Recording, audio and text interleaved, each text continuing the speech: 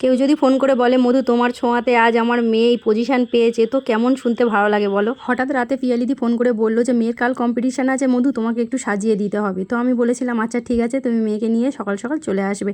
তো ওরা সেই মতোই চলে এসেছিলো, কিন্তু মেয়ের যা স্কিনের অবস্থা আমি তো দেখে ভয় পাচ্ছিলাম। প্রচুর হেয়ার ছিল আর তেমনি মুখে ব্রণ।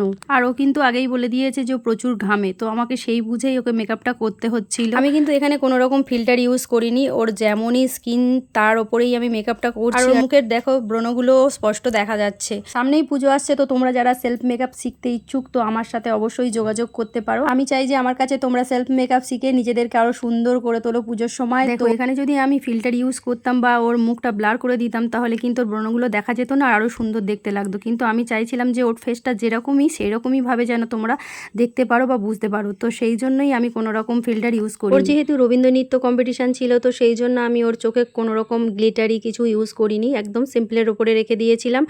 আর এই দেখতে পাচ্ছ ওর ফাইনাল লুক, বাকিটা ওর মাই সব করেছে। মেকআপ কমপ্লিট হওয়ার পর ওকে শাড়ি জুয়েলারি পরার পর যা অবস্থা হয়েছিল দেখো, ঘেমে চান, কিন্তু দেখো কোনো রকম মেকআপ কিন্তু গলে। আর এই যে মাথার মুকুটা টিকলিটা দেখছো না, এটা কিন্তু মেয়ের, তো আমি ওকে পরিয়ে দিয়েছিলাম। তো এত কিছুর পরেও সব থেকে যেটা আনন্দের বিষয় সেটা হলো ও কিন্তু ফার্স্ট পজিশন পেয়েছে। তো এই ছিল আমার গল্প, তোমাদের কেমন লাগলো অবশ্যই করে জানিও। বাই।